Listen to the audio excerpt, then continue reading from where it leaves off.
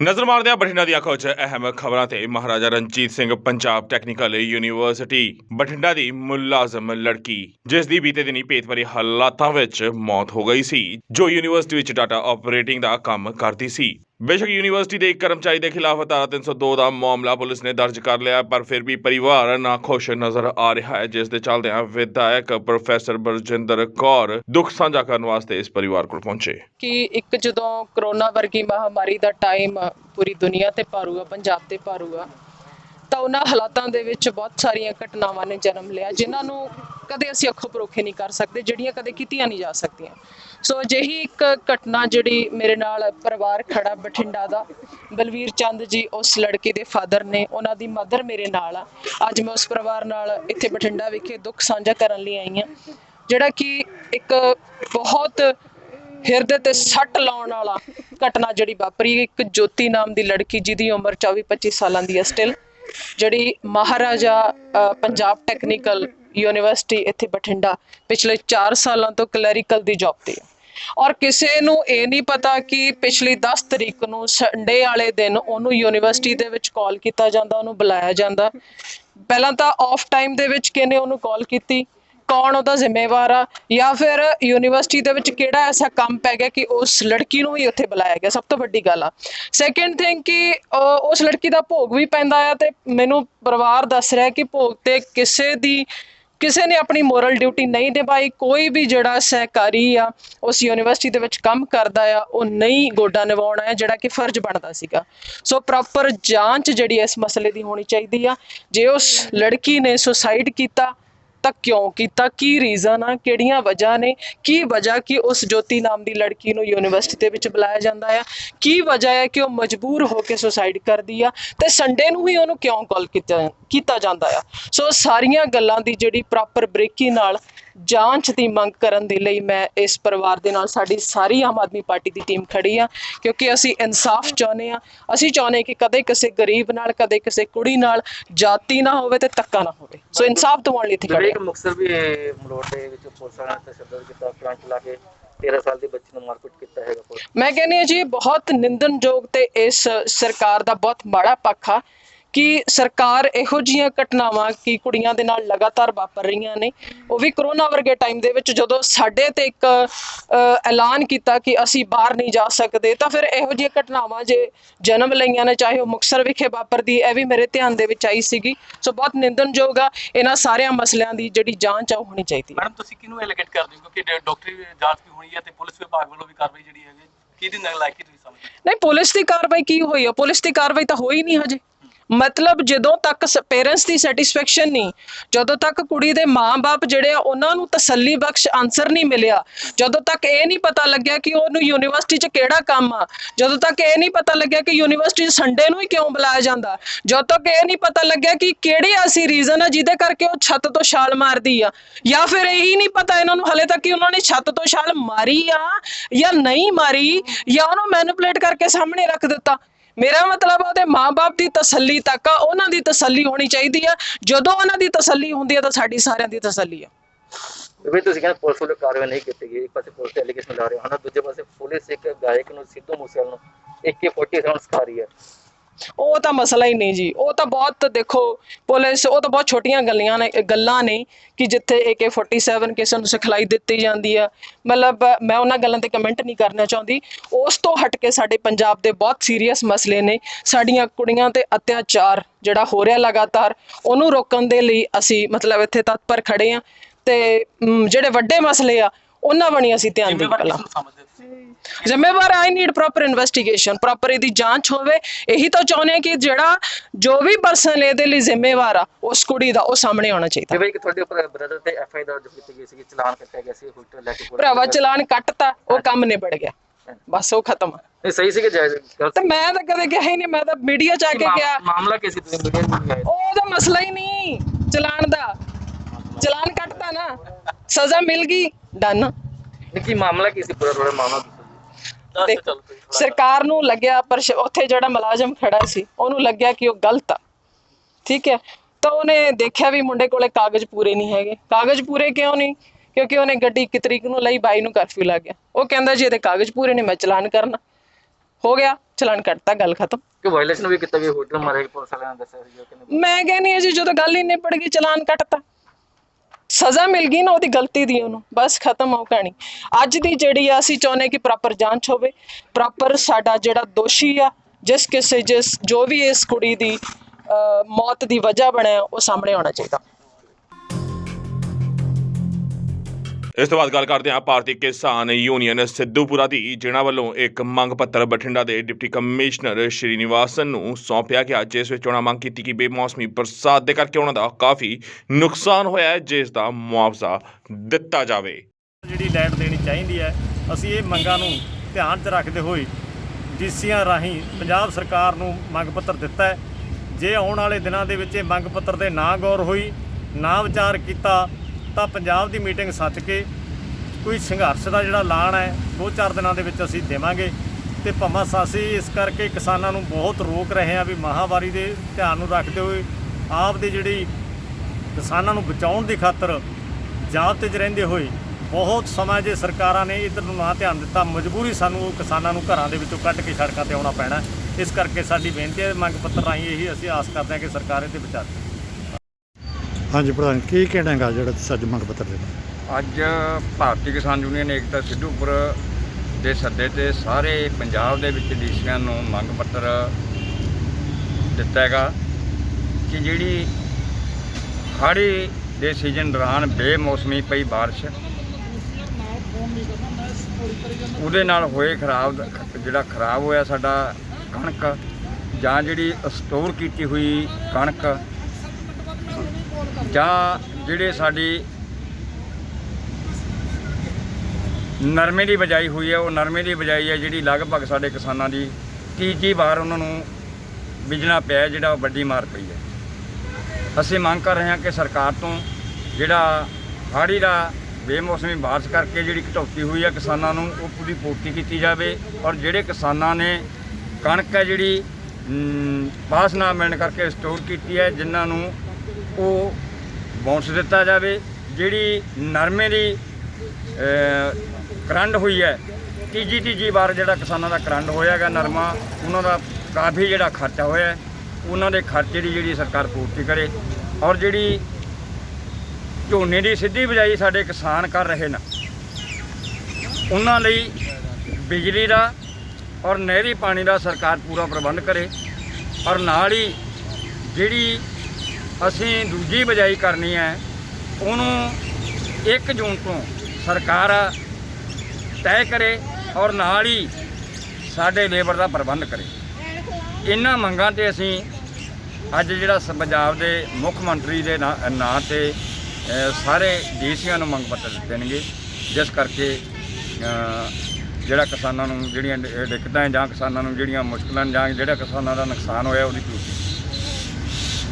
ਹਾਂਜੀ, ਕੀ ਕਹਿਣਾ ਹੈਗਾ ਜਿਹੜਾ ਤੁਸੀਂ ਮੰਗ ਪੱਤਰ ਦੇਣਾ? ਮੈਂ ਕਾਕਾ ਸਿੰਘ ਕੋਟੜਾ, ਸੂਬਾ ਜਨਰਲ ਸਕੱਤਰ ਭਾਰਤੀ ਕਿਸਾਨ ਯੂਨੀਅਨ ਏਕਤਾ ਸਿੱਧੂਪੁਰ ਪੰਜਾਬ। ਅੱਜ ਅਸੀਂ ਸਾਰੇ ਭਾਰਤੀ ਕਿਸਾਨ ਯੂਨੀਅਨ ਵੱਲੋਂ ਸਾਰੇ ਪੰਜਾਬ ਦੇ ਵਿੱਚ ਡੀਸੀਏ ਰਾਹੀਂ ਮੰਗ ਪੱਤਰ ਦਿੱਤੇ ਆ, ਜਿਹਦੇ ਵਿੱਚ ਕਿਸਾਨਾਂ ਦੀਆਂ ਕੁਛ ਤਾਂ ਮੰਗਾਂ ਮੰਨੀਆਂ ਹੋਈਆਂ ਜਿਹੜੀਆਂ ਸਰਕਾਰ ਨੇ ਹਜੇ ਤੱਕ ਲਾਗੂ ਨਹੀਂ ਕੀਤੀਆਂ। ਉਸ ਜਿਹੜੀ ਮਹਾਂਮਾਰੀ ਨੂੰ ਮੁੱਖ ਰੱਖਦਿਆਂ ਹੋਇਆਂ ਜਿਹੜੀਆਂ ਇਹਦੇ ਮਸਲੇ ਦੇ ਵਿੱਚ ਮੰਗਾਂ ਆਈਆਂ ਨੇ, ਉਹ ਇਹਦੇ ਰਾਹੀਂ ਮੰਗ ਪੱਤਰ ਦਿੱਤਾ ਸਰਕਾਰ ਨੂੰ। ਕਿਵੇਂ ਕਣਕ 'ਤੇ ਸਰਕਾਰ ਨੇ ਆਪ ਕਿਹਾ ਸੀ ਵੀ ਜਿਹੜੇ ਕਿਸਾਨ ਸਟੋਰ ਕਰਨਗੇ ਉਹਨਾਂ ਨੂੰ ਬੋਨਸ ਦੇਵਾਂਗੇ। ਬੋਨਸ ਦੇਣ ਦੀ ਬਜਾਏ ਸਾਰੇ ਪੰਜਾਬ ਦੇ ਵਿੱਚ ਉੱਧਰਲੇ ਜਿਹੜੇ 4 ਜ਼ਿਲ੍ਹੇ ਸਮਾਂ ਕੱਟ ਲਾਤੀ ਕਿਸਾਨਾਂ ਨੂੰ। ਅਸੀਂ ਉਹ ਮੰਗ ਕਰ ਰਹੇ ਹਾਂ ਵੀ ਜਿਹੜੀ ਐਤਕੀ ਕੱਟ ਲਾਈ ਹੈ, ਅਤੇ ਪਿਛਲੇ ਸਾਲ ਜਿਹੜੇ ਇੱਧਰਲੇ ਜ਼ਿਲ੍ਹੇ ਹੈ ਬਠਿੰਡਾ, ਫਿਰੋਜ਼ਪੁਰ, ਕੰਨੀ, ਉਹ ਸਾਰੇ ਕੱਟ ਲਾਏ। ਜਿਹੜੇ ਕਿਸਾਨਾਂ ਦਾ ਮਾਜਵਾ ਬਣਦਾ, ਜੋ ਪੈਸੇ ਬਣਦੇ ਉਹ ਦਿੱਤੇ ਜਾਣ। ਦੂਜਾ ਜਿਹੜਾ ਝੋਨੇ ਦਾ ਮੁੱਖ ਫਸਲ ਹੈ ਕਿਸਾਨਾਂ ਦੀ, ਉਹਨੂੰ ਮੁੱਖ ਰੱਖਦਿਆਂ ਕੁਝ ਕਿਸਾਨਾਂ ਨੇ ਐਤਕੀ ਸਿੱਧੀ ਬਿਜਾਈ ਕੀਤੀ ਹੈ, ਤਾਂ ਬੜੀ ਦੁੱਖ ਦੀ ਗੱਲ ਹੈ। ਜਿਹੜੀ ਐਗਰੀਕਲਚਰ ਪਿੰਡਾਂ ਦੇ ਵਿੱਚ ਜਾ ਕੇ ਕਿਸਾਨਾਂ ਦੇ ਕੈਂਪ ਲਾਉਂਦੀ ਸੀ, ਕਿਸਾਨਾਂ ਨੂੰ ਚੇਤਨ ਕਰਦੀ ਸੀ ਵੀ ਪਾਣੀ ਦੀ ਬਚਤ ਹੋ ਸਕਦੀ ਹੈ, ਤੁਸੀਂ ਸਿੱਧੀ ਬਿਜਾਈ ਕਰੋ। ਪਰ ਅੱਜ ਉਸੇ ਐਗਰੀਕਲਚਰ ਦੇ ਉਹਨਾਂ ਦੇ ਅਫਸਰਾਂ ਦੇ ਉਹਨਾਂ ਦੇ ਸਾਰਿਆਂ ਦੇ ਇਸ਼ਤਿਹਾਰਾਂ ਥਾਈਂ ਕਿਸਾਨਾਂ ਨੂੰ ਇਹ ਕਹਿਣ ਲੱਗੇ 25% ਬੀਜ ਲਓ, 75% ਨਾ ਬੀਜੋ। ਇਹਦਾ ਮਤਲਬ ਵੀ ਹਜੇ ਉਹ ਉਹਨਾਂ ਨੂੰ ਵੀ ਕੋਰਸ ਨਹੀਂ ਕੀਤਾ, ਆਪ ਵੀ ਚੇਤਨ ਨਹੀਂ ਵੀ ਇਹਨਾਂ ਦੇ ਕਿਸਾਨਾਂ ਦਾ ਨੁਕਸਾਨ ਹੋਣਾ।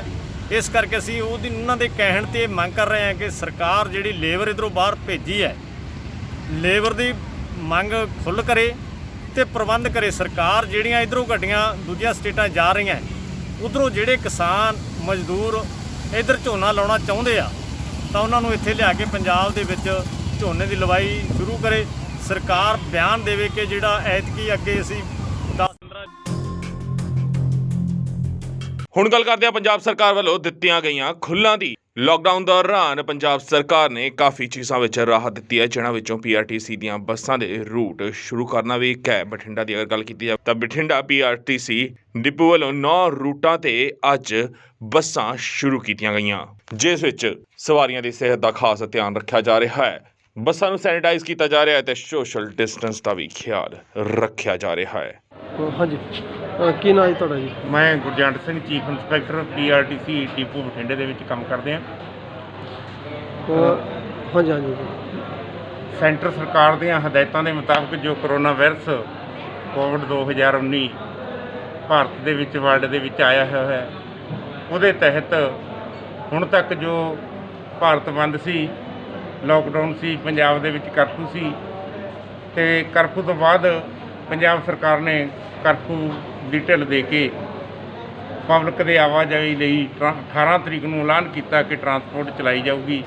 ਉਹਦੇ ਤਹਿਤ PRTC ਦੀ ਮੈਨੇਜਮੈਂਟ ਨੇ ਆਪਣੇ ਰੂਟ ਸਿਲੈਕਟ ਕਰੇ, ਜਿਸ ਦੇ ਵਿੱਚ PRTC ਬਠਿੰਡੇ ਡਿਪੂ ਦੇ ਵਿੱਚ 9 ਰੂਟ ਆਏ। ਸਾਨੂੰ 9 ਰੂਟਾਂ 'ਤੇ ਅਸੀਂ ਪੰਜਾਬ ਸਰਕਾਰ ਦੇ ਹਦਾਇਤਾਂ 'ਤੇ ਕੋਵਿਡ 2019 ਦੀ ਸੁਰੱਖਿਆ ਭਾਵਨਾ ਨੂੰ ਦੇਖਦੇ ਹੋਏ ਸਾਰੇ ਬੱਸਾਂ ਨੂੰ ਸੈਨੀਟਾਈਜ਼ ਕਰਕੇ, ਮੁਲਾਜ਼ਮਾਂ ਨੂੰ ਗਲੋਵਜ਼ ਅਤੇ ਮੂੰਹ 'ਤੇ ਮਾਸਕ ਪਹਿਨਣ ਲਈ ਦੇ ਕੇ, ਸੈਨੀਟਾਈਜ਼ ਦੇ ਕੇ ਪੂਰਾ ਪ੍ਰਬੰਧ ਕੀਤਾ।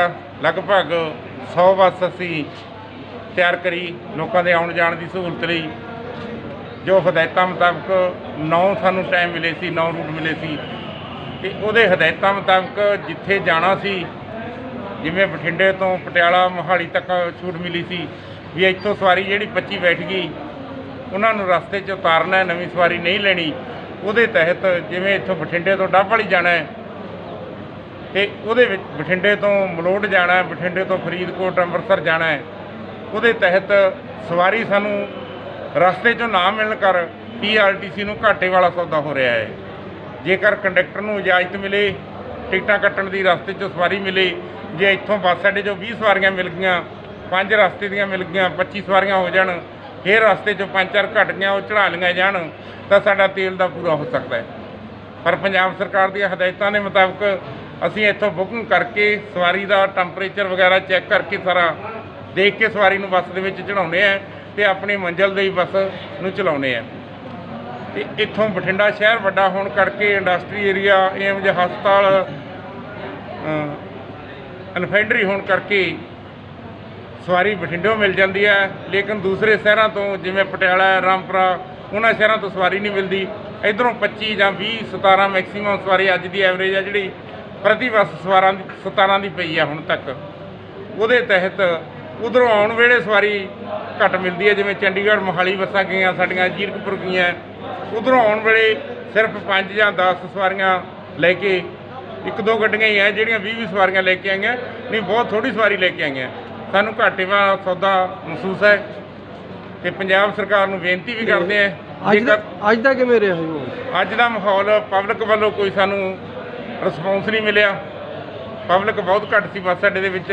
ਬੱਸਾਂ ਸਾਰੀਆਂ ਸਾਰੇ ਕਾਊਂਟਰਾਂ 'ਤੇ 9 ਜੋ ਰੂਟ ਪ੍ਰੋਵਾਈਡ ਕਰੇ ਗਏ ਹੈ, 9 'ਤੇ ਹੀ ਸਾਨੂੰ ਬੱਸਾਂ ਸਾਡੀਆਂ ਖੜ੍ਹੀਆਂ ਰਹੀਆਂ। ਕੋਈ ਘੰਟਾ ਵੇਟ ਕੀਤੀ, ਕਿਸੇ 2 ਘੰਟੇ ਵੇਟ ਕੀਤੀ, 20-22 ਸਵਾਰੀਆਂ ਲੈ ਕੇ ਅਸੀਂ ਇਸ ਤੋਂ ਸਟਾਪੇਜ ਤੋਂ ਚੱਲਦੇ ਰਹੇ। ਹੋਰ ਕਿਸ ਤਰ੍ਹਾਂ ਦੀ ਮੁਸ਼ਕਲਾਂ ਆ ਰਹੀਆਂ ਡਰਾਈਵਰਾਂ ਨੂੰ? ਮੁਸ਼ਕਲਾਂ ਤਾਂ ਮੇਨ ਮਤਲਬ ਸਵਾਰੀ ਪਰੇਸ਼ਾਨ ਕਰਦੀ ਹੈ ਵੀ ਚਲੋ ਜਲਦੀ ਚਲੋ, ਪਰ ਜਦੋਂ ਸਾਡੇ ਕੋਲ ਸਵਾਰੀ ਨਹੀਂ ਹੁੰਦੀ ਸਾਨੂੰ ਵੇਟ ਕਰਨੀ ਪੈਂਦੀ ਹੈ ਸਵਾਰੀ ਦੀ ਵੀ ਸਵਾਰੀ ਆਵੇਗੀ ਅਤੇ ਤਾਂ ਚੱਲਾਂਗੇ। ਇਹ ਸਭ ਤੋਂ ਵੱਡੀ ਮੁਸ਼ਕਲ ਸਾਨੂੰ ਆਈ ਕਿ ਸਵਾਰੀ ਲੋਕਾਂ ਨੇ ਸਹਿਯੋਗ ਨਹੀਂ ਦਿੱਤਾ ਬੱਸਾਂ ਨਾਲ ਚਲਾਉਣ ਦਾ। ਹੁਣ ਗੱਲ ਕਰਦੇ ਹਾਂ AL ਬਠਿੰਡਾ ਦੇ ਫੌਜੀ ਚੌਂਕ ਵਿੱਚ ਸਥਿਤ ਸਿੰਡੀਕੇਟ ਬੈਂਕ ਦੀ, ਜਿਸ ਦੀ ਸ਼ਾਖਾ ਵਿੱਚ ਅੱਜ ਸਵੇਰੇ ਤਕਰੀਬਨ 5 ਵਜੇ ਭਿਆਨਕ ਅੱਗ ਲੱਗ ਗਈ, ਜਿਸ ਕਾਰਨ ਕਾਫੀ ਨੁਕਸਾਨ ਹੋਇਆ। ਇਸ ਅੱਗ ਵਿੱਚ ਬੈਂਕ ਦੇ ਕਈ ਰਿਕਾਰਡ, ਦਸਤਾਵੇਜ਼ ਅਤੇ ਹੋਰ ਜ਼ਰੂਰੀ ਸਾਮਾਨ ਸੜ ਕੇ ਸਵਾਹ ਹੋ ਗਿਆ। ਅੱਗ ਲੱਗਣ ਦੇ ਕਾਰਨਾਂ ਦੀ ਅਜੇ ਤੱਕ ਪੁਸ਼ਟੀ ਨਹੀਂ ਹੋਈ ਹੈ, ਪਰ ਸੂਤਰਾਂ ਵੱਲੋਂ ਸ਼ਾਰਟ ਸਰਕਟ ਇਸ ਦਾ ਕਾਰਨ ਦੱਸਿਆ जा रहा है। आनंद है, मैं यहाँ सीनियर ब्रांच मैनेजर हूँ। तो ये सुबह कुछ 5:30 बजे के आसपास की बात है, जब हमारे क्लाइंट पड़ोस में प्रदीप जी का मेरे पास फ़ोन आया, तो इमीडिएटली मैं यहीं अजीत रोड पे सामने 2 नंबर में रहता हूँ, तो विदिन 2 मिनट्स का रास्ता है। मैंने गाड़ी उठाया, मैं यहाँ पहुँचा हूँ। मेरे आने के 2 मिनट के अंदर शायद फायर ब्रिगेड आ गई थी। Then we started all these things.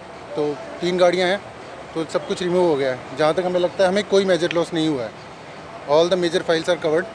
तो क्या कारण क्या लगता है सर आग लगने का? हमें सर ये आपके सामने जो भी आप देख पा रहे हैं इलेक्ट्रॉनिक आइटम, शॉर्ट सर्किट ही हमें लग रहा है, क्योंकि सारी जो इलेक्ट्रॉनिक आइटम है डैमेज हो चुकी हैं। और ये सारी कुछ नुकसान तो सर हमारा जो सर्वर है, जो जिससे इंटरनेट की जाती है, एक कंप्यूटर हुआ है, 4 चेयर्स हैं, एक टेबल है, बाकी अभी हमें देखना है सर।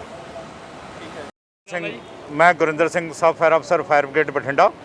सानू 5:30 वजे कॉल आई कि फौजी चौंक ਦੇ ਵਿੱਚ ਸਿੰਡੀਕੇਟ ਬੈਂਕ ਵਿੱਚ ਅੱਗ ਲੱਗ ਗਈ ਹੈ। ਸਾਡੀਆਂ 2 ਗੱਡੀਆਂ ਮੌਕੇ ਤੇ ਪਹੁੰਚੀਆਂ। ਪਹੁੰਚ ਕੇ ਅਸੀਂ ਅੱਗ ਤੇ ਤਕਰੀਬਨ ਕੰਟਰੋਲ ਪਾ ਲਿਆ ਗਿਆ, ਪਰ ਜਿਹੜੇ ਬੈਂਕ ਨੁਕਸਾਨ ਹੈ ਜਿਹੜਾ ਉਹ ਬੈਂਕ ਦੇ ਵਿੱਚ ਪਿਆ, ਜੋ ਵੀ ਇਹਨਾਂ ਦੀ ਫਾਈਲਾਂ, ਫਰਨੀਚਰ ਵਗੈਰਾ ਜਾਂ ਕੰਪਿਊਟਰ ਵਗੈਰਾ ਆਦਿ ਹੋਇਆ ਹੈ। ਕਾਰਨ ਕੀ ਲੱਗ ਰਿਹਾ ਜੀ ਤੁਹਾਨੂੰ? ਅੱਗ ਲੱਗਣ ਦਾ ਕਾਰਨ ਤਾਂ ਹਜੇ ਨਹੀਂ ਪਤਾ ਲੱਗ ਰਿਹਾ, ਵੀ ਮੈਨੂੰ ਤਾਂ ਕੋਈ ਪਤਾ ਨਹੀਂ ਲੱਗਦਾ ਵੀ ਇਲੈਕਟ੍ਰਿਕ ਸ਼ਾਰਟ ਸਰਕਟ ਕਾਰਨ ਹੀ ਹੋਇਆ ਹੋਊਗਾ। ਕਿੰਨੇ ਗੱਡੀਆਂ ਆਈਆਂ? ਇਹ ਗੱਡੀਆਂ ਸਾਡੀਆਂ 2 ਮੌਕੇ ਤੇ ਪਹੁੰਚ ਗਈਆਂ ਜੀ। ਬਠਿੰਡਾ ਤੋਂ AS ਕੈਂਪ ਦੀ ਰਿਪੋਰਟ, ਵਾਸਮ news. For all breaking updates and latest news, you must subscribe Wasam News। हर खबर दा सच।